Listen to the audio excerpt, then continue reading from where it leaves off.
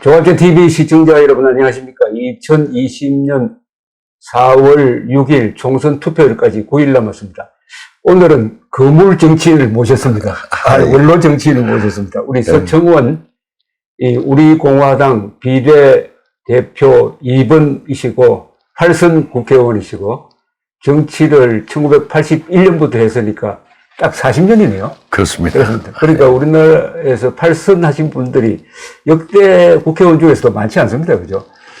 한 세 분 계신 그렇죠. 걸로 제가 김종필 의원이 그러는 구선이시고요. 구선이고. 김영삼 전 대통령님도 구선. 구선. 또 박준규 전 국회의장님 세 분이 구선을 하셨죠. 10선은 채우신 분이 10선은 없습니다. 예. 저는 김종필 의원이 자기가 10선 하겠다는 그런 생각을 가지고 있었는데. 저도 그렇게 알고 계셨는데, 그분이 마지막에 그 표를 좀 못 얻어가지고, 아주 아쉽게 10선을 못 하셨죠. 예. 자, 그런데 이번에는 화성이 아니고, 이제 비례로 나오셨는데, 우선 왜 우리 공화당에 들어가셨는지, 그 설명을 좀 해주시면. 예, 사실 저는 많은 국민들도 알다시피 제가 박근혜 대통령하고는 인연이 깊습니다. 그렇죠. 98년도에 대구에서 출마하실 때 그때 사무총장으로 정석근 모셔서 당선되신 그런 인연이 돼가지고 쭉 20년간 인연을 맺어왔지 않습니까? 또 모시고 있었지 않습니까? 지난번에 탄핵 이후에 또 여러 가지 당 사정, 저도 도의적인 정치적인 책임 때문에 당을 떠나 있었죠. 당을 떠나서 무소속으로 한 인연이 있었는데 사실 우리 공화당이 박근혜 대통령의 탄핵 무효 조계 석방 그리고 이 정권의 독선과 독주를 막는 데 역할을 많이 했거든요. 제가 그동안 수십 차례 몸과 마음은 거기 있었어요. 또, 메시지도 보내고 같이 가도 행진도 멀찌감쳐서 하고 그랬는데, 저는 당연히, 그쪽에 몸을 담았어야 되죠. 그러니까 당연한 것으로 보고요. 또 제가 친박연대로, 2008년 12년 전에, 한 14석의 의석을 얻고, 조원진 대표도 친박연대로 12년 전에 당선된 분입니다. 인연이? 네, 그런 인연이 있어서 조원진 대표가 참 오랫동안 저보고 수십 차례 좀 들어와 주십시오 그러는데, 저도 다른 여러 가지 이유가 있어서 못 들어갔다가, 이제 한 달이 조금 지났습니다. 들어가서 몸 담아가지고 이제 태극기 집회들을 좀 하나 뭉치게 하겠자고 그래서 이제 좀 해야 되겠다. 그래가지고 김문수 전 지사하고도 이제 뜻을 같이 했고 제가 분명히 두 사람네들이 합당을 하면은 제가 들어가겠다. 그랬습니다. 네.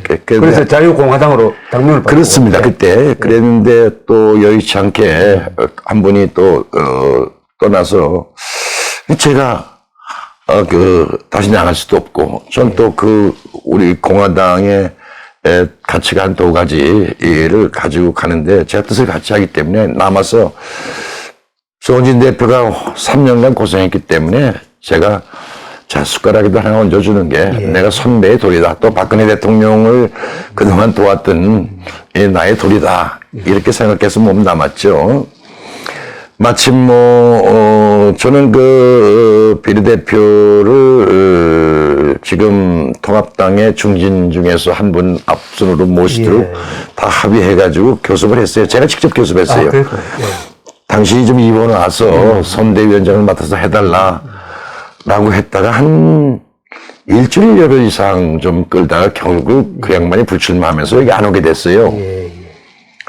그리고 또 김문수 지사도 또 좀 나가버리고, 그러니까 우리 공화당에서 서청원 의원 당신은 친박연대뿐만 아니라 박근혜 대통령과 함께 했던 분이니까 또 바깥에서 언론이나 또 다른 사람들이 이제 맏형이다 또 좌장이다 이렇게 불렀으니까 여기 와서 앞순위를 맡아서 좀 도와달라고 얘기하더군요.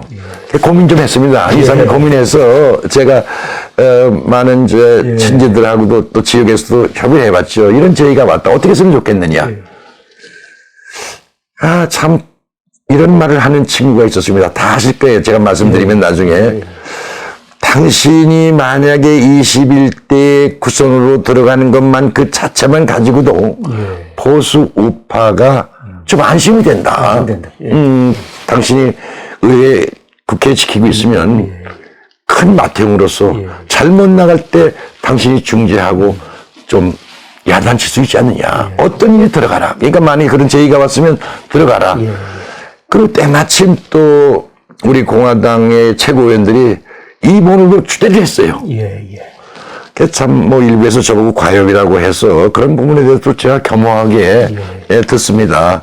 제가 뭐 김영삼 대통령 전 대통령님이나 김종필 그런 어른들보다도 아주 정치력이 부족한 사람인데도 그렇게 대우를 해줘서 그냥 고민하다가 지금 우리 공화당이 몸담아서 여기저기 선거운동을 좀 하고 있죠. 그렇게 그런데 문제는 이제 9일밖에 안 남았단 말입니다. 네네네. 그러니까 이게 요새 보면 당 지지율 조사가 쭉 나오는데 이게 변수가 몇 개 생겨가지고 다른 정당, 다른 그 비례정당들, 여당과 야당의 자매 정당들이 막 생기는 바람에 당초 전략과 잘 안 맞죠. 그렇습니다. 저도 뭐 한 40년 정치했지 않습니까? 이런 상황은 처음 겪는 겁니다. 그러니까 처음부터 야당에서 비대표 연동제에서 오는 혼란을 막기 위해서 목숨을 걸고 막겠다고 했습니다. 못 막았습니다. 그렇죠. 그리고 자기들이 우성정당을 만들었어요. 그것도 잘못된 거예요. 제 꼼수엔 꼼수를 둔다는 논리로다가 이 여당 더군다나 말할 내용이 없죠. 자기들 소수 국민의 의견을 최대한 의회에 반영하겠다고 해놓은 만든 제도가 지금 대한민국 국민들이 어딜 투표를 해야 될지 지금 이러지도 못하고 굉장히 대혼란이 왔어요. 쉽게 얘기하면 말이죠. 저희 망으로 1당, 2당이 전부 훑어가려고 그러는 거예요. 그렇죠. 이게 참 잘못돼서 저희도 소수정당을 양성하겠다는 게 완전히 무너졌죠. 그러니까 통합당도 전 참 이번에 잘못됐다고 생각하는데 이런 상황에서 그러면 지금 민주당은 뭐 더불어시민당이라든가 열린민주당 또 정의당이라든가 기타 정당 지난번에 군소정당을 데리고 4대1이라는 그런 회개한 논리를 가지고 지금 여러 가지 공수처법까지 통과시키지 않았습니까? 그럼 이번에도 박근혜 대통령이 메시지를 냈을 때 당연히 이걸 받아가지고 자 좋다 태극기 집회하고 통합하자. 그리고 함께해서 우리도 이 통합당도 자기 1+1이 아니라 2, 3 정도로 키울 수 있는 정치력을 가졌어야지 맞대응할 수 있는데 저도 굉장히 큰 걱정입니다. 저희도 우리가 토양이 별로 없습니다. 그래서 제가 앞으로 남은 기간에 어떻게 우리 공화당의 선거 전략을 갖고 임해야 되느냐 하는 부분에 대해서 굉장히 고민을 많이 하고 있다 이런 말씀 드립니다. 어제 선거 공보가 왔는데 우리 공화당 보니까 정책은 아주 확실한 정책이더만요. 네, 여기 그렇습니다. 보니까 살리자 서민경제, 늘리자 중산층, 지키자 한미동맹, 이루자 자유통일, 자주 국방력 강화 및 북핵 완전 폐기에다가 외교에서 흥미로운 게 김정은 레짐 체인지입니다. 레짐 체인지, 자유민주주의 통일 완성, 방공 자유 인권 블록 참여, 홍콩 민주화 운동 및 대만 독립 노선 지지. 뭐 지금 우선 정책 걸어왔던 우리 공화당의 3년간 투쟁해왔던 방향이 바로 이 방향이라고 봅니다. 이 정권에서 경제 정책의 실정은 뭐 말할 것도 없고요. 저도 지금 국방에 몸담고 있습니다. 국방에서 이 정권의 국방 정책을 잘 봤습니다. 판문점선언 봤습니다. 또 평양회담 결과 봤습니다. 결국 우리의 좋은 자산을 북한에 거의 양반꼴이 돼버렸습니다. 제가 한박도에 대한 세미나도 했습니다만, 그래서, 우리 공화당이 안보는, 그동안 어느 당보다도 굳게 지켰기 때문에 이번에 공약을 그런 것을 내걸었거든요. 지금은 무엇보다도 코로나 때문에 경제정책이 제일 중요합니다. 그래서 경제정책에 대해서는, 저소득 근로자의 소득세에, 한시적 면제. 한시적 면제. 네, 한시적 면제. 그 다음에 이제 중소상인들, 1억 원 미만의 소득 가진 사람들에게는 부가세 면제. 또, 중소기업과 대기업의 법인세 감면 정책을 통해서 이게 경기를 부양하는 실질적인 도움을 줘야 된다. 지금처럼 막 현금을 살포해가지고 국가가 어떻게 되겠느냐 하는 경제정책을 내놨는데 이것도 사실 언론이 제가 군소정당이 되다 보니까 보도가 안 되고 홍보에 아마 좀 나온 것 같은데요. 경제정책은 잘 안 나온 것 같습니다만 그래서 요즘에 굉장히 저도 좀 안타깝다 이런 말씀 드리죠. 그렇죠. 큰 정당에 계시다가 여기 오니까 좀 깝깝하시죠? 굉장히 좀 더구나 우리 아프죠. 예. 서청원 의원께서는 2002년에서 2003년 한나라당 대표하셨지 않습니까? 그렇습니다. 그때 이회창 대통령 후보를 그렇습니다. 미는 선거 사실은 지휘자였는데. 그렇습니다. 지금 의석수가 여기 지금 두 석이죠. 두 석입니다. 두 석 있는 정당에 와서 상당히 깝깝하시겠지만은 그러나 내건 정책은 아주 김정은 레짐 체인지니까 쉽게 말하면 자유통일이네요. 그렇습니다. 자유통일하겠다는 걸 딱 내걸고 김정은 정권 무너뜨리겠다고 하니까. 김정은 정권은 우리가 지금 이 정권의 안보에 대해서 굉장히 좀 안타깝고 의심스러운 부분은 우리가 국제사회에서 한미동맹을 아주 굳건한 동맹을 통해서 제재를 좀 조금만 더 했으면은 저는 제일 안타까운 게 박근혜 대통령이 개성공단도 철수하고 조금 한 1년만 이런 어려움만 없어졌다면 북한은 이미 저는 손들었다고 생각합니다. 그 기간에 아주 중요한 기간에 이 정만이 저렇게 어렵게 되셔서 지금 여러 가지 안보 정책이 굉장히 흐트러졌거든요. 그러니까 2016년 그때 북한이 핵실험을 하고 박근혜 대통령이 취한 대북 정책이 사실은 레짐 체인지였죠. 그럼요. 박근혜 대통령이 특히 국정원이 아주 열심히 일하고 해가지고 지금 말씀하신 대로 탄핵이 없이 한 1, 2년 더 갔으면은 김정은 무너졌을 가능성이 그럼요. 있죠. 벌써 손들었다고 봅니다. 대북 제재 압박, 중국에서 압박, 세계가 다 압박하면은 초점 먹고 살 게 없죠. 중국에서 안 도와주면 어떻게 지냅니까? 그게 저는 참 구분이 이상한 방향으로 흘러서 이렇게 왔다고 그래서 아주 그 생각만 하면 더욱 안타깝다고 어떻게 보면 생각합니다. 이 탄핵 사태를 국내 거 볼 게 아니라 한반도 전체의 시각에서 보면은 김정은과 남한의 종북 세력 등등이 손을 잡고 김정은을 무너뜨리려고 하는 박근혜 전 대통령, 당시 대통령을 탄핵을 통해서 제거한 그런 게임일 수도 있습니다. 이렇게 보면. 그렇습니다. 그때 저는 안타까웠던 게 사실 2016년 12월 2일로 기억합니다. 그때 제가 이 새누리당에서 박근혜 대통령 탄핵 반대를 당론으로 결정한 날이에요. 근데 12월 3일과 4일 날이 토요일 날 일요일이었는데 좀 심했거든요. 특별 집회가. 그러니까 지금 탄핵에 앞장서던 사람들이 말이죠. 당론을 뒤집어 포가지 꼴이 온 겁니다. 그러니까 지금 그 사람들이 개선 장군처럼 한 몇 명만 그만뒀지 전부 통합당에 이번에 사실 통합당이 보수 통합이라는 게 우리 당에서 나간 사람들을 되돌려오는 통합이 무슨 진정한 통합입니까? 저는 그렇게 보거든요. 그 사람들이 이번에 박근혜 메시지도 쳐버린 거예요. 그 과정에서 황교안 대표는 저는 그렇게 생각합니다. 우리 조 대표님이 어떻게 생각하는지 모르지만은 박근혜 대통령님의 메시지는 참 당신이 아니야 관계없이 사실명예의 정신에서 보수파들이 하나가 되라는 거 아닙니까? 그렇죠. 재판이 아직 안 끝났습니다. 그렇죠. 또 대법원 판결도 안 끝나고요. 형이 더 많이 살아갈런지 저 양반 더 몇 년 더 살런지 참 그런 것도 다 마다하고 보수가 하나가 되라고 그러는데 황교안 대표가 그때는 탁 받아가지고 자 대화합시다.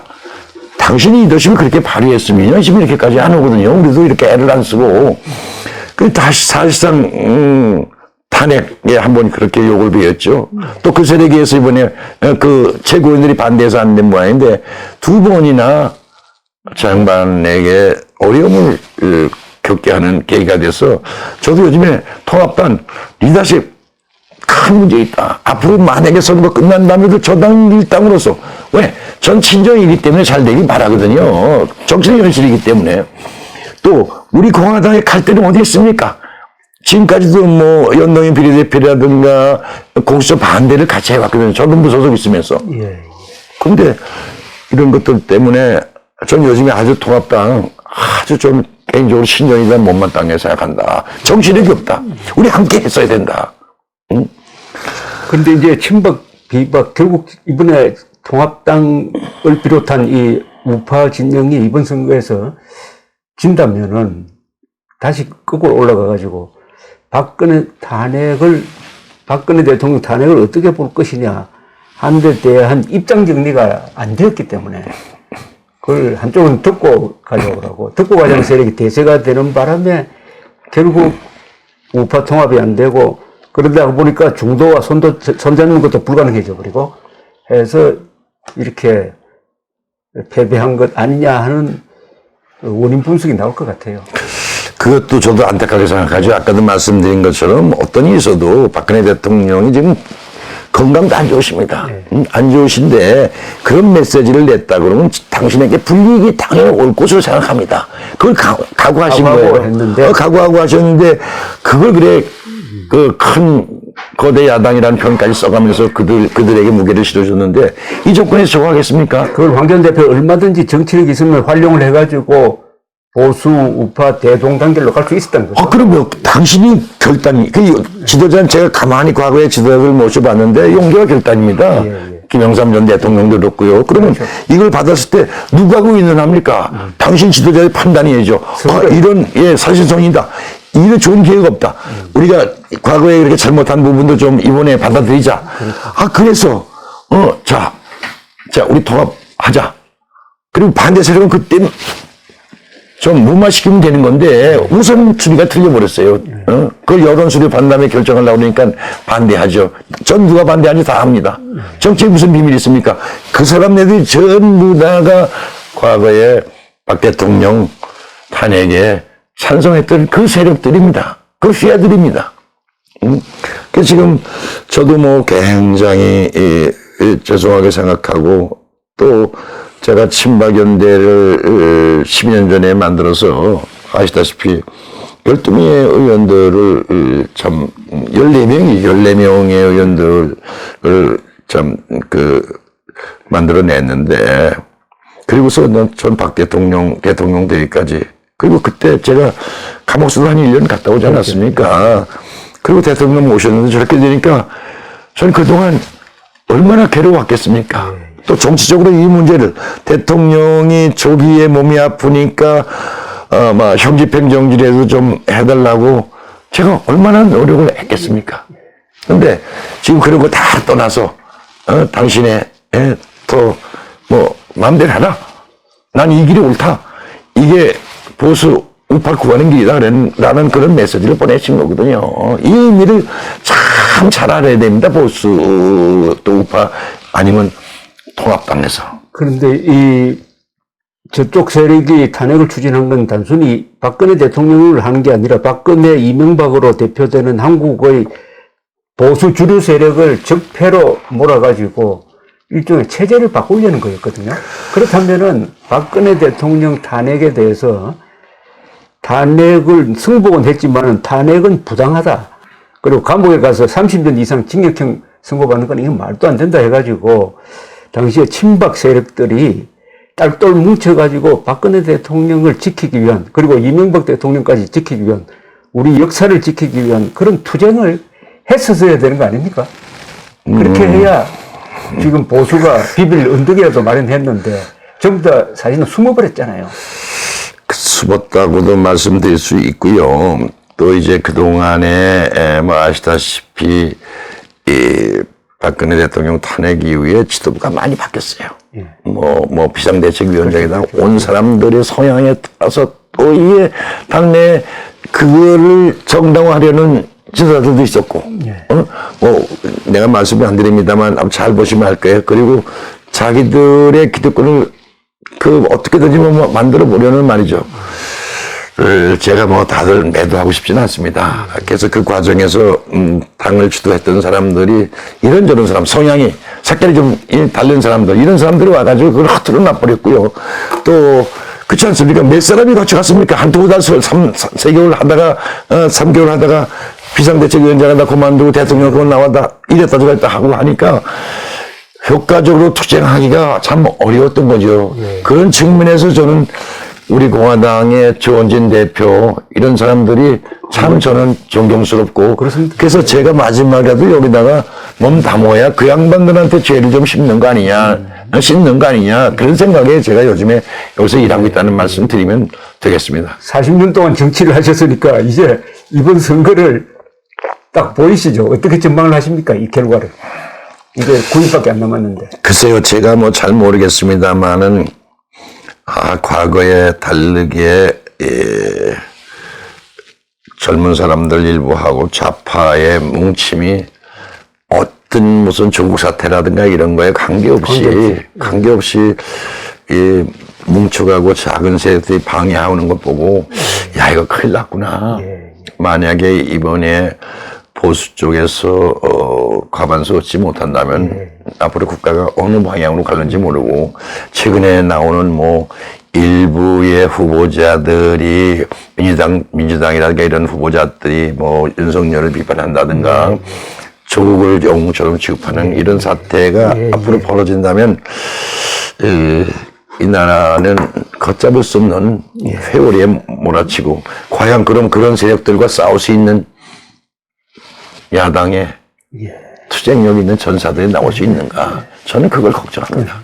네. 이번 선거 과정을 통해서 그런 세력을 만들어야 되는 것 아닙니까? 그죠? 그렇습니다. 네, 그런데 저는 이번에 공천 과정에서 보니까, 솔직히 뭐 우리 조 대표께서는 다 아시겠습니다만, 공천 몇몇 보세요. 지난번에 박 대통령의 퇴출을 위해서 앞장섰던 사람들, 그래 들어온 사람들, 그 사람들이 지금 엄청나게 많이 자리를 차지했습니다. 그 양반들이 앞으로 어떻게 하겠어요? 또 황교안 대표도 진짜 자기 리더십을 좀 발휘했으면 좋았을 텐데 그러질 못해가지고 앞으로 그 양반이 당선이 된다 하더라도 그 세력, 자기하고 입장이 전혀 다른 세력들을 같이 데리고 투쟁할 수 있겠느냐? 응? 저는요, 지금 이 시대에 가장 투쟁을 많이 해온 사람은 제 후배라고 해서 아니라, 역시 정치인 중에서 김일태도 있었지만 조원진이가 정치인 중에서는 제일 많이 투쟁한 사람이다. 그런 사람이 이번에 꼭 21대에 몇 명은 들어서야 된다. 그래서 그 사람들도 이제 4선, 3선 돼서 최고 중견이 되면은, 그런 사람들이 이 야당의 정치권을 이끌어가야 된다. 이제 저도 과거에는 정치도자들 모시고 했습니다만은, 다선이 되고 그래서 그런 세대들이 좀, 그래도 몇이나마 꼽을 수 있는 사람이 있기 때문에 좀 다행스럽다. 이런 생각을 하네요. 지금 거기는 김용판 전 서울지방경찰청장이. 네네네. 지금 거기는 어떻게 돌아가고 있습니까? 예, 저는 그 부분도 참 안타깝게 생각합니다. 조원진 대표가 아까도 말씀드린 것 쭉 3년간 이 정권 종식을 위해서 투쟁한 사람 아닙니까? 그러면, 자, 박근혜 대통령이 그런 메시지를 보냈다. 그러면 조원진 대표 지역은 최소한도 시간을 끌고 한번 통합하고, 그래, 당신 같은 사람이 야당이 필요하다라고 어떤 대화라도 해서 좀 자리를 좀 유보해둔가 했어야 되는데, 제일 먼저 공천을 했어요. 뭐 그 양반도 훌륭하겠죠. 지금 조 대표 말씀처럼 정말 그런 투쟁력 있는 단단한 그런 사람들은 앞으로 필요한데, 그 김팔룡 후보가 요즘에 뭐 부인이 확정이 됐답니다. 부인이 확정이 돼가지고 그 양반도 격리돼가지고 좀 운동을 좀 못하는 걸로 알고 있는데 아마 곧 이주 격리 해제가 되지 않느냐. 제가 엊그저께 대구에 내려갔다 왔습니다. 유세했습니다. 지금 같은 말씀을 드렸어요. 이 시대에 정당을 떠나서 보수의 진정한 지도자가 될 수 있는 사람에 투쟁해온 사람은 조원진이다. 그러니 이번에 조원진 후보를 좀 도와달라는 그런 제가 유세도 했거든요. 근데 이제 거기도 뭐 대구라는 게 굉장히 보수적인 도시고 하기 때문에 이번에 조원진 대표가 대구 시민들이 버리진 않겠지만 지금 상황에서는 그렇게 낙관할 수 없는 곳이다. 그래서 또 우리 공화당에서는 또 이 종로구에 한민호 후보를 냈죠. 네네네. 이것도 일종의 카운터 펀치 같은 느낌이 드는데. 그런 건 아닙니까? 네, 제가 이 당에 들어간 지 얼마 안 됐는데 이제 한민호 후보가 출마하려고 했을 때 가장 제가 우려를 했습니다. 비록 조은진 지역의 후보를 냈다 하더라도 우리가 인내하고 참자. 그리고 그래도 저 제1당의 대표가 나오는데 나가는 건 좀 예의가 좀 아니다. 죄송합니다. 그런데 이제 결국 출마하게 됐죠. 제가 얼마 전에 그 언론에다 그랬습니다. 자, 우리는 지금이라도 단일화할 여유가 있다. 한두 석 가지고 단일화하면은 우리도 많은 의원들 드롭시키는데 최선을 다하겠다. 이번에 우리 공화당에 입후보한 사람들은 3년간 고생했던 사람들, 투쟁한 사람들이 무척 많습니다. 그래서 그 양반들 전국을 잘 읽는 분들입니다. 그래서 자기들은 그렇게 되면 생활 각오가 되어 있다는 사람들이 굉장히 많습니다. 그래서 이게 잘 통합당하고 뭐 한두 지역 좀 이렇게 서로 연대하거나 그랬으면은 좋았을 텐데 한민호 후보도 그때 그걸 가지고 아니 우리 당 대표한테 이럴 수 있느냐? 그리고 굉장히 격분하더라고요. 그래서 좀 말렸는데도 뭐 며칠 한 일주일 정도는 말렸습니다만 그의 고집 그 이상 더 못 말리겠더라고요. 그 양반도 이 정권에서 해직당한 1호 공무원이니까 자기도 좀 분필을 하고 그동안 투자해온 것 때문에 지금 쉽게 그 점에 대해서는 뭐 좀 이해가 있으시길 바랍니다. 우리 서 의원께서는 1981년에 처음으로 국회의원 되셨지 않습니까? 그죠? 81년. 네, 그렇습니다. 그러니까 딱 40년인데, 이 40년 동안 한국 정치가 처음에는 그때는 민주화 운동이 주제였다가 87년 이후에 민주화가 이루어지면서, 직선제가 이루어지면서 선거의 주제가 이제는 이념 대결로 갔단 말입니다. 그죠? 그렇습니다. 그러니까 이 정치인과 정치인 사이의 인간적인 교류나 정이 잘 오가지 않죠. 과거와 좀 달라졌죠. 옛날에 제가 민첩에서 김영삼 선생님하고 김대중 선생님 모시고 할 때는 그때는 뭐 열심히 투쟁을 하고 저녁에는요 어디입니까 광화문 무교동 뒷골목에서 건너갑 선배라든가 정대철 의원들하고 끝나서 대포집입니다. 이 포장마차집에서 삼색구이 같은 걸 먹고 그리고 정담 나누고 제가 96년도 김영삼 대통령 때 원내대표 할 때까지만 해도요 박상천 당시 민주당 원내대표하고 같이 참 대화 많이 했어요. 근데 요즘에는요 제가 18대 19대 이후에는요 여야가 대화를 잘 못하는 것 같고요. 아까처럼 진영 논리 때문에 그때만 해도 민주화 세력들이 했기 때문에 대화가 됐습니다. 다 같은 동지였거든요. 그러다가 이제 새정치민주연합하고 통일당하고 이렇게 갈라지는데 지금도 저는 뭐 정대철 대표라든가 이런 분들 자주 만납니다. 근데 요즘엔 대화들 안 해요. 그러니까 무거워졌죠 대화가. 과거에 민주화 운동을 하다가 지금 진영 논리로 해가지고 워낙 그 사고의 격차가 크니까 서로 겁내서 잘 못 만나는 거예요. 그런 경향이 있는 것 같아요. 진영 논리를 넘어서 이제는 지금 집권 세력은 세상을 계급적으로 보니까 일종의 적으로 보는 거 아닙니까? 그죠? 상대로 보는 게 아니라 선의의 경쟁자로 보는 게 아니라 타도되어야 할 계급적 적으로 보는 그런 느낌이 듭니다. 저는 과거에 여당이 몸담았을 때 야당하고 참 대화를 많이 했거든요. 근데 지금은, 그저 1년에 한두 번, 민주당 쪽에서 저한테 자문하는 의원들도 있어요. 있고, 전혀 뭐 그런 게 없어요. 그러니까, 큰 걱정이죠. 큰 걱정인데, 이제 이게, 21대에도 복원이 안 되면 대한민국 국회는 진짜 나락으로 빠질 수밖에 없다. 그런 지적이 맞습니다. 그러면 대한민국이 잘못하면 내전적 상황으로 갑니다. 이렇게, 그죠? 국회가 통합을 못 해주면은.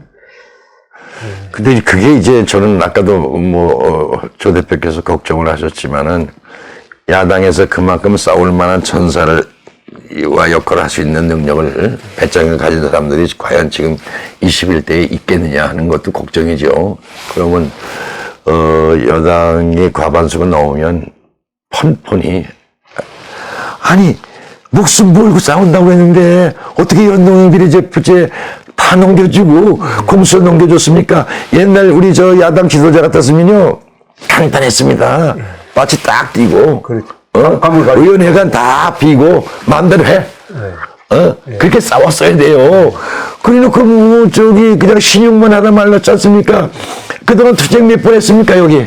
광장에서 투쟁한 사람은 매주 토요일만 나와서 한 광화문 집회 세력하고 저기 조원진이 우리 공화당밖에 있었지 그 사람들 몇 번 하고 말았어요. 그러니까 국민들이 지금 자 야당을 도와줘야 되는데 이건 못 믿고 하나도 이룬 게 없고 이쪽 진영 논리로 강하게 몰고 가는 사람들에게 과연 이길 수 있는가? 근데 지금 뭐 이 제도를 악용한 사람들이 다 전망으로 붙으려고 그러니까 지금 보수파들이 굉장히 고문하고 괜히 엉뚱하게 화살을 갖다 우리 공화당 너희들이 분열 세력이 아니냐는 그런 생각도 있습니다. 우리도 키워서 같이 가야죠. 같이 우리가 무슨 뭐 보수가 어디 저쪽에다 표를 주겠습니까? 아니면 저쪽에 정책에 공조하겠습니까? 이 점을 좀 생각해서 이번에 우리 공화당에도 보수의 적은 모수지만 키워야지 가치를 공유해 나갈 수 있다는 생각을 가져야 된다고 저는 생각합니다. 자유투사를 국회에 보내야 된다는 말씀이죠? 아, 그렇습니다. 예. 그래서, 아니, 저쪽에서는, 좌파에 무능한 사람들이 투사가 돼서 하는데, 그런 자유투사들, 대한민국 가치를 실현하겠다는, 자유민주주의 가치를 실현하겠다는 전사들이 없으면은, 한때 21대 실 수밖에 없는 거예요. 과연 그런 사람들이 있느냐. 지금 저는 아까도 말씀을 했지만, 김진태나, 조은진이나 김민태 의원들이 많이 싸우지 않았습니까? 정치인 몇 명 있습니까? 누가 있었습니까? 그 양반들이 좀 잘 됐으면 좋겠다는 말씀을 그래서 거듭드리는 거죠. 근데 이게 2016년 12월 초가 아까 중요하다고 말씀하셨는데 그때 박근혜 전 대통령이 탄핵으로 가지 않고 수습할 수 있는 찬스가 있긴 있었습니까? 글쎄요, 저는 찬스가 그런 걸 생각 안 해봤는데, 그 위에 무슨, 유수정이다 이런 얘기를 했다고 그러는데요. 그런 건 논의한 일도 있고요. 그건 없었고요. 저는 12월 2일 날 우리가 당론으로 채택한 그 탄핵 무효 당론만 지켜졌으면요. 그러면 이렇게 안 오죠. 왜냐하면 3분의 2 아닙니까? 그 우리 국회의원이 그때 당대표가 누구였어요? 당대표 이정현 대표죠. 이정현 대표가 됐는데, 제가 이름은 안 됩니다만, 시끄러울 때 비상대책 기구를 만들어서 거기서 몇 개월간 또 당내에 막 손가락질하고 싸우고 그런 세력들이 몇 있지 않습니까? 누군지 아시겠습니까? 그 세력들이 결국 끝까지 그렇게 하고, 어느 보도에 보니까 그 당시 저 의원하고 30석 됐다, 40석 됐다, 60석 됐다, 그렇게 얘기하고 내통해가지고 그런 사람들이 있지 않습니까? 그 사람들, 옛말에, 경찰관 한 명이, 10명이 도둑 하나 못 막는다고, 얼마나 지들 노력을 했겠습니까? 근데 몇 명이 작동해가지고 비상대책기구를 만들어가지고 계속해서 흔들어대는데, 방법이 없더라고요. 그래서 저도 그렇게 많이 무너지리라고 생각하지 못했는데, 그때 외부에 있는 세력들이, 대통령 선거에서 누굴 데리고 와가지고, 우리가 집권할 수 있다.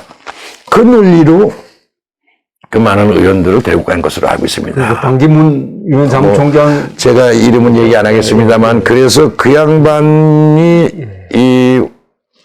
들어오면은, 정권 창출할 수 있다. 이런 논리로 가다가 결국 이 나라 망가뜨리는 결과가 되고, 그렇지 않았나. 그게 가장, 저는 여기서 그런 누구누구다 이렇게 얘기를 하고 외부 세력이 누구다라는 얘기는 말씀드리지 않습니다만은 지금도 그게 회자되고 있는 게 사실이고, 그게 증명이 됐습니다. 네. 그때 탄핵 가담한 새누리당 국회의원 60몇 명의 논리는 이렇게 하지 않으면 정권이 좌파한테 넘어간다. 그러니까 읍참마소고 심정으로 우리 손으로 박근혜 대통령을 몰아내고 다른 사람을 영입하면은 그 사람이 대통령 될 수 있다. 이 논리였죠. 그게 이제 결국 착각으로 밝혀졌죠. 예, 착각이고, 왜 그럼 12월 2일 날 당론으로 왜 저는 합의해서 탄핵 반대 당론을 왜 정했겠습니까?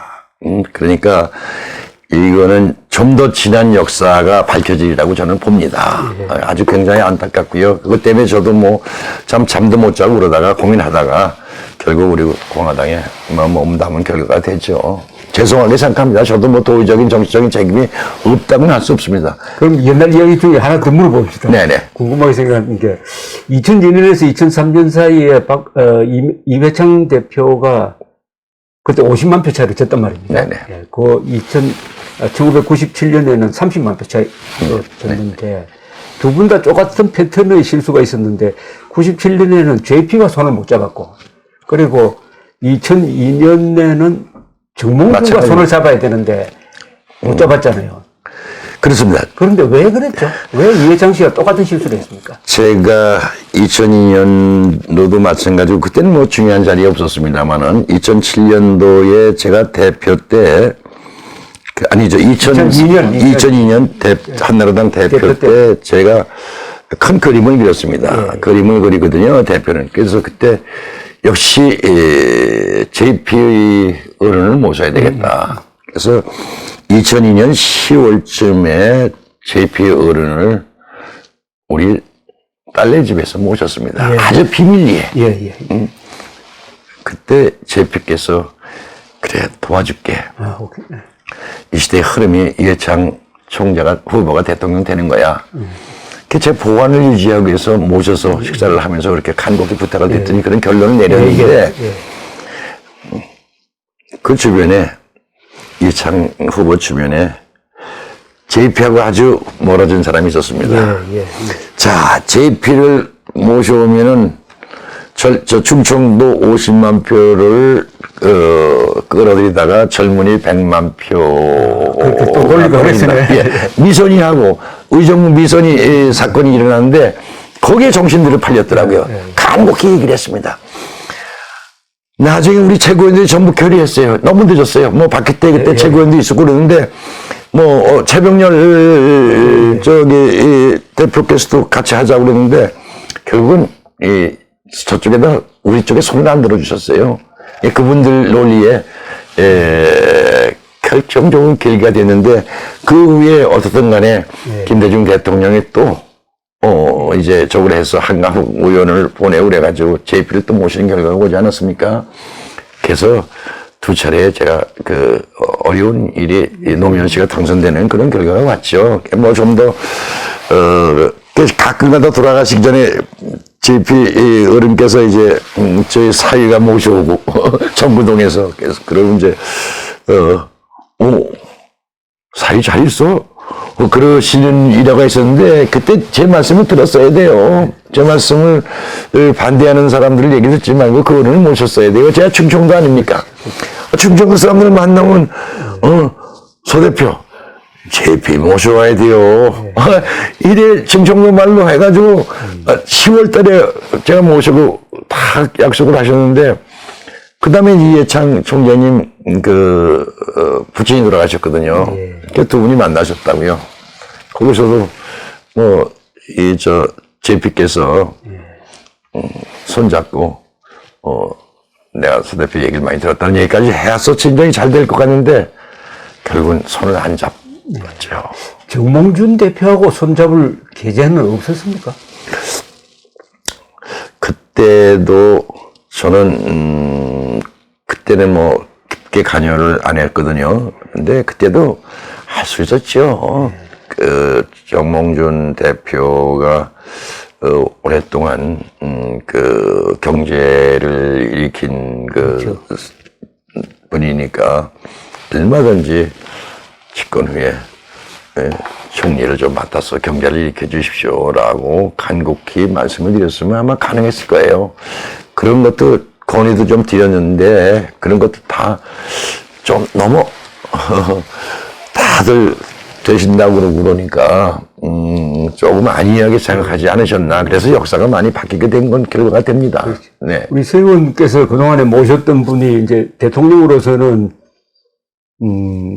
그렇게 김명삼, 노태우 대통령 시절 또 여당이었죠. 아니, 저는 전 뭐, 김영삼 대통령 밑에서, 예, 그 당시 비서실장이고요. 예. 그때 제일 정치적으로 고민을 많이 할 때예요. 3당 통합할 때. 저는 김영삼 대통령을 오래 모셨죠. 그 밑에서 대변인도 하고, 비서실장도 하고, 장관도 하고. 그 당시는 원내 총무도요, 임명이었어요. 그때 대통령이 총재를 하셨어. 그래서 저에게 많은 그 자리를 주셔가지고, 그를 참 잊을 수 없는, 제가 큰 지도자 밑에서 정치 수업을 많이 했지요. 그 이후에 이제 박근혜 대통령 제가 98년에 사무총장으로 공천을 좀 정상권에 끝들여서 당선되고 경선 때 도와드리고 그리고 막 공천 학사 때문에 제가 친박연대를 만들고 또 옥고도 치르고 그 다음에 나와서 또 박 대통령 당선될 때 고문으로 정상권 모셨는데 지금 생각해보면 박근혜 대통령은 사심 없는 애국자죠. 사심 하나도 없습니다. 그러니까 남한테 부탁하는 것도 참 어렵게 하고 저도 2006년도에 박근혜 대통령이 우리 상도동 우리 집에 오셔가지고 대표를 막 내놓으신 다음에 내가 2007년 대통령 후보에 나올 테니 좀 도와달라는 말씀 때문에 제가 그때 약속을 했어요.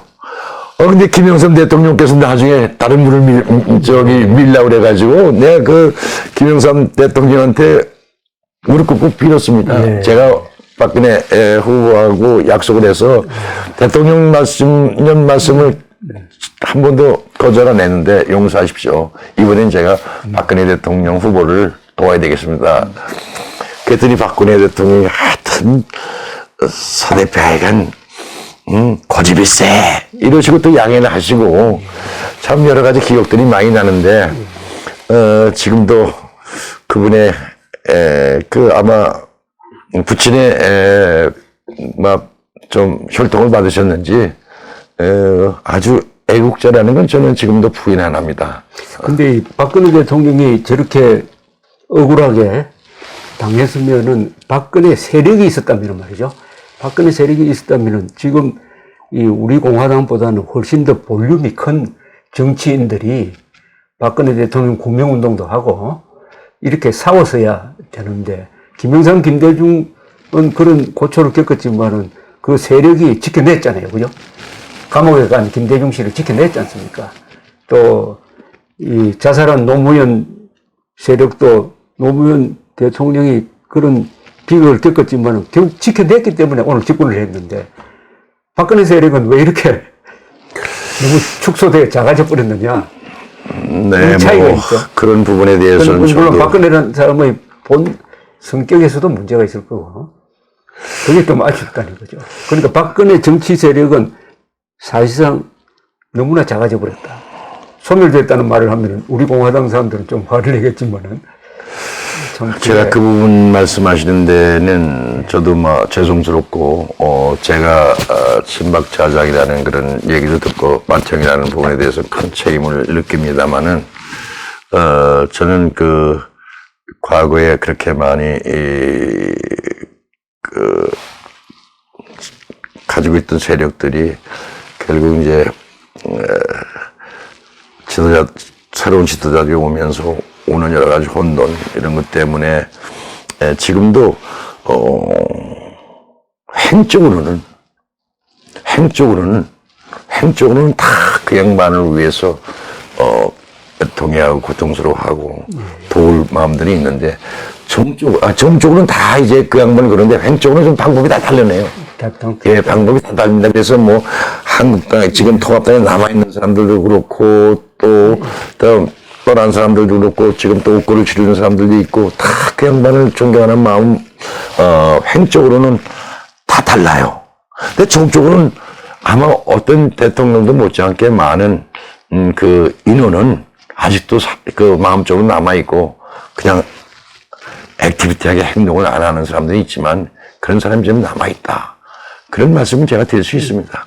하여튼 저는 이명박, 박근혜 두 대통령이 저렇게 무리한 수사의 희생이 되도록, 무리한 재판의 희생이 되도록 남겨놓고 못 본 척 한다면은 저는 인정상 문제가 아니라 이념적으로 이미 지는 게임이 되기 때문에 한국 보수가 나는 일어날 수 없다고 봅니다. 저게 우리 시대 아닙니까? 박근혜, 이명박 두 사람의 문제가 아니라 두 사람과 같이 만든 시대가 이승만, 박정희 민주화 노선을 쭉 이어받는 한국의 정통 세력인데 그것을 내몰라라고 특히 과거에 김영삼 선생님이나 김대중 선생님 모셨던 세력들은 굉장히 횡적으로 진득진득했죠. 그 양반들은 지역의 밖으로 다 가지시고, 이제 뭐 민주협을 통해서 정말 지금 우리 공화당이 하던 그런 끈끈한 운동을 해왔던 그렇죠. 사람들이고요. 박근혜 대통령은 그렇게 당신 지도자 하면서 당이 물론 어려울 때 선거의 여왕으로 다 당을 건져냈지만 그 끈끈한 동지애가 그쪽보다는 좀 덜한 거는 사실이었습니다. 그러나 정적으로는 그 양반을 모시고 횡적으로는 다 그래도 존경하고 있는 마음을 제가 갖고 있는 것을 제가 알고 있습니다. 저도 그 말씀을 드리면은 이제 자 너도 왜 빨리 저는 마이크만 앉아보지 행동을 왜 안 했느냐? 여기 수십 분 나갔지만 왜 행동을 안 했냐? 그런 부분에 대해서 얘기한다면 저도 드릴 말씀은 없습니다. 마이크 안 잡고 이런 부분에 마이크 대해서. 잡아야 운동하는 건 아니죠. 그건 아니죠. 저도 정치적으로 사실 얼마나 많은 그 양반 빨리 하루라도 몸이 아프시니까 형집행정지를 당해서 나올 수 있도록 하는 정치적인 그런 여러 가지 역할을 왜 안 하겠습니까? 안타깝죠. 그걸 안 알아주는 사람들도. 지금 아니, 너무 몸이 아파서 술하신 거 아닙니까? 지금도 그 영어 생활하기 어렵습니다. 저도 그때, 아마, 의정부 교도소에서 내가 있을 때, 급성 심장이 나빠서 나와서 6개월 제가 치료받고 그랬거든요. 근데, 좀 전직 대통령인데 도주할 우리가 있겠습니까? 그런 분 좀 치료받게 해주시도록 해야 되는데. 너무 빨리 복귀를 했어요. 그래서 참, 그게 제일 안타깝고, 이 정권이 너무 매몰치다. 매몰차다. 자, 우리 김영삼 대통령 가까이서 모셨는데, 역사적 평가로서 김영삼 대통령이 대통령이 되기 전에 민주화 투사로서의 김영삼 대통령은 흠잡을 데 없는 아주 훌륭한 지도자였는데 대통령이 되고 나서 이제 좌파 숙주 역할을 했단 말입니다. 그분이 있을 때 정교조를 다시 해직했다가 다시 복직시켰고 나중에 김대중 대통령 때 합법화시켰고요. 정교조뿐만 아니라 그 다음에 12.12 사건, 5.18 사건을 역사에 묻어야 되는데 그걸 다시 재판을 해가지고 이른바 역사 바로 세우기 운동을 해가 이 전직 두 대통령 감옥에 보내면서 사실은 김대중 집권의 길을 열었는데 이 김대중 대통령 그때 아주 가까이서 보시고 특히 정치적으로 보좌를 하셨는데 그 부분에 대해서는 어떻게 생각하십니까? 김영삼 대통령의 두 가지 역할, 좌파 숙주 역할이라는 걸 인정하십니까? 글쎄요. 나는 김영삼 대통령께서 죽음을 무릅쓴 23시간 단식이 실정적으로 이 나라 민주화 또 직선제 개헌을 갖고 오는 역할을 하셨다고 생각하거든요. 근데 그 양반은 그래도 국민을 다 조금 이념이 다르더라도 다 안고 가야 되지 않느냐 그런 큰 테두리 속에서 국가를 운영하시려고 했던 것 같아요. 그래서 이제 과거에 좀 좌파 운동하던 사람들도 과감히 몇 사람들 공천도 주고 그러던 과정에서 저는 그냥 어른만큼 또 개혁 많이 한 사람도 없다고 봅니다. 하나에 숙청한다든가 뭐 이런 부분에 대해서. 금융실명제. 예, 금융실명제가 가장 큰 업적 아니겠습니까? 네. 그 오늘날 그 이제 지하자금융제도 많이 줄어든 원인인데, 글쎄요, 그때 저는 그 김대중 대통령님하고 또 우리 후보하고 그 속에서 여러 가지 그 주변에 지금 되돌아보시면 갈등이 일어날 만한 여러 가지 요인들이 많았지 않습니까? 그런 과정에서, 또, 당신이 과거에 많이 당하셨기 때문에 조그만 것들, 정치적으로 일어났던 일들을 많이 용서하려고 노력했던 분이 한 분이라고 생각합니다. 그때 지금 이 정권처럼 칼질을 했으면 전혀 안 되는 분들도 계셨지만 그런 부분에 다 용서하고 화합적으로 가다 보니까 그런 결과가 오지 않았나. 제가 이윤법적으로 얘기하기 드리기는 어렵고요. 그렇게 말씀해 주신 것을 용서해 주시기 바랍니다. 그분도 굉장히 남을 용서를 많이 하시고 이해를 많이 하시는 그 지도자이셨다고 생각합니다. 오히려 남의 밥그릇을 또 그렇게 생각하시더라고요. 3당 통합했는데, 우리 3당 통합 안 하려고 막 난리 치고 그랬는데 3당 통합했잖아요. 그 당신들, 저기들은 전부 제껴놓고, 다른 세력들만 전부 좋은 자리 다 주더라고요. 그래서 그런 것들이 이제, 저희는 지금 와서 생각하면 통큰 지도자의 하나였다. 그런 가운데서 여러 가지 과오도 좀 나오고 그러신 것 같은데, 저는 금융실명제가 최고의 업적이시고 IMF는 사실 참모들이 잘못한 거죠. 그리고 그때 노동법 통과가 됐는데 노동법 통과가 됐는데 그걸 반 뒤집어 엎는 바람에 그때부터 잘못됐어요. 예, 그거부터 국제노동기구에서 그렇죠. 이렇게 해서 금융위기가 온 겁니다. 그때 뭐 어느 세력들이 대부한 거 아시지 않습니까? 김영삼 대통령은 결정이 빠른 사람이죠. 감이 빠르시죠. 그렇죠. 제가 아까도 말씀드린 것처럼 우리 이제 매일 아침 7시면 가고 보고를 드리고 그날 이제 언론에 보도된 거 이제 대변인이나 비서실장한테 보고를 드리면 당신도 5시에 일어나신 분이니까 다 제목 보고 대충 방향은 잡고 참모들이 어떤 얘기냐 의견 일치를 보고 그다음 그냥 딱 지르시는 거예요. 그래서 그러니 언론에서 감의 정치라고 했는데 저는 참 그런 어른들 밑에서 정치 배웠다는 것이 큰 자상인데 지금 써먹을 데가 없어서 큰 걱정입니다. 김영삼 대통령이 시간을 제일 잘 지키는 사람이죠. 제가요, 대변인을 한 번 했습니다. 대변인했는데 그 당시 정치부장들하고 저녁 식사를 하신다고 해서 제가 패시브 호텔이라고 여태계로 잊어버리지도 않습니다. 그 저는 뭐 한 5분 전쯤 잘 몰라서 5분 전쯤 갔는데 어른 일식당에 와가지고 서서 다대방을 왔다 갔다 하시는 거예요. 깜짝 놀랐습니다. 그런이 보통 20분 전, 15분 전, 30분 전에 가는 건 보통이에요.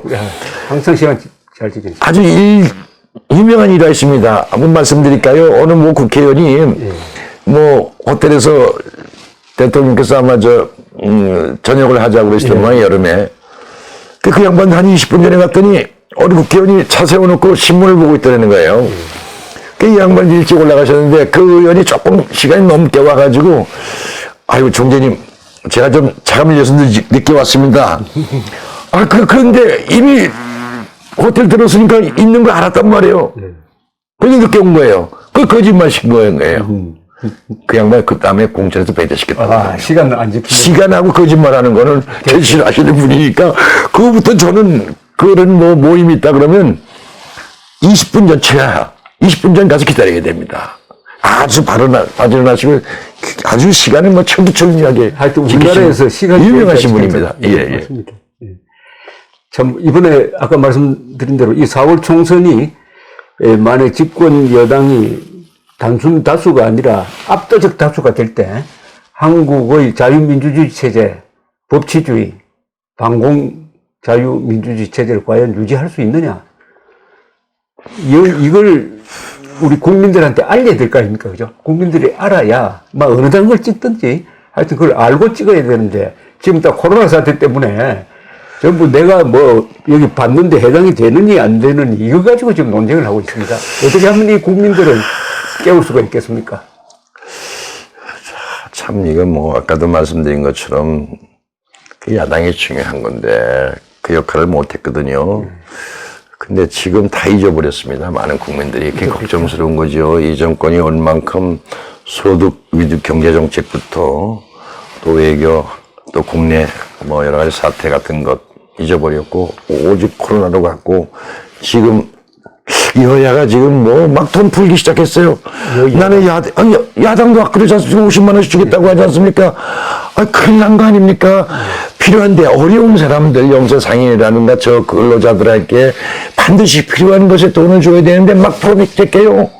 그러니까 지금 그런 것들을 누가 주도해야 됩니까? 야당이 주도해 줘야 되는데 우리 같이 군소정당에서 얘기해봐야 얘기도 안 들어놓고 뭐 오늘 아침 일면 보고 석간 보니까 50만 원씩 풀자. 여당은 더 풀자. 이 대한민국이 이거 어디로 가겠습니까? 내년은 어떻게 하겠습니까? 고가를 완전히 다 풀리면 우리는 IMF보다도 더 어려운 그런 사태가 벌어지는데 지금 코로나 때문에 뭐 정부 기관이 내가 해당되느냐 안 되느냐 전화 때문에 해야죠. 그 전화가 폭주가 되었죠. 없는 마비가 됐다는 거 아니에요.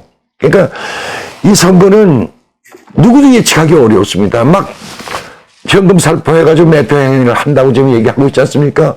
야당도 또, 아니, 야당이 이럴 때일수록 자기들 기본적인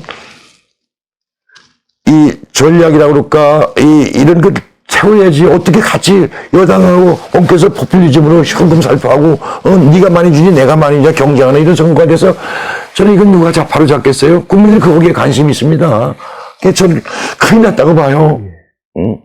자, 이제 9일 안에 어떤 기적이 일어나지 않는 한은 지금 제 생각으로는 여당 압승 구도인데 그 다음에 이제 정치를 어떻게 풀어가느냐 하는 것은 이제 그때 국회에 들어간 분들이 하게 되겠는데 우리 서 의원께서 이제 그래도 구선이 되시면은 거기서 이 나라를 지켜주는 역할을 하셔야 되겠습니다. 저도 이제 만약에 21대에 들어가면은 20대에 얻은 여러 가지 정치적 부담을 덜고 낼 수 있습니다. 그 얘기는 뭐냐.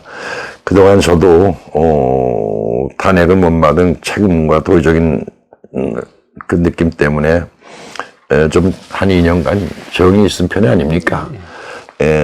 지금 만약에 들어간다면 보수의 가치를 높이고 이 나라가 잘못 가는 부분에 대해서 제가 할 수 있는 모든 방법, SNS라든가 뭐 여러 가지 오늘 조 대표님이 유튜브를 통해서 이런 부분에 대해서 결국 무수히 같이 싸워야 되고 함께 노력해야 되는 방법밖에 없지 않느냐. 그리고 또 제가 만약에 더 선수가 높은 정치인이 됐을 경우에 제 한마디 한마디가 좀 더 무겁게 실어준다면 그런 부분에 사회를 위해서 국가를 위해서 기여할 수 있지 않나 그런 역할을 해야 된다고 저는 생각합니다. 감사합니다. 어쨌든 유종의 미를 거두길 바랍니다. 오늘 제가 이 부응하는 말씀을 했는지 어떻게 했는지 모르겠습니다만은 하여간 제가 갖고 있는 짧은 상식을 말씀드릴 기회를 주셔서 고맙습니다. 이제 잠바 입으신 거 보니까 빨리 현장으로 이제 달려나가셔야 되겠습니까? 예, 이제 시간이 아깝죠. 예, 근데 내일은 또 이제 경기도 강화 쪽으로 또 유세 다니고요. 근데 좀 미안하긴 미안해요. 어저께 여주에 그 한겨시장 갔는데요. 이 상인 할머니들이 봄나물 있지 않어요? 봄나물이 이렇게 많이 쌓여있는 게 안 팔리는 거예요. 그게 얼마나 가슴이 아픕니까? 사람도 없고. 그런 분들은 반드시 우리가 국가가 도와줘야죠. 근데 지금 무분별하게 말이죠. 하위 70% 그러다가 이제 국민이 1인당 50만 원 주자. 이게 야당하자는 사람의 얘기인가? 하고 헷갈려 죽을 지경입니다. 원칙은 지켜줘야죠. 그래도 IMF 외환 위기는 그때 우리가 아주 짜게 가지고 있었던 돈이 많았잖아요. 그거 가지고 극복을 했는데 2008년도 마찬가지인데 앞으로 위기가 한번 오면은 뭘로 지금 버틸 겁니까? 돈 다 써버리고.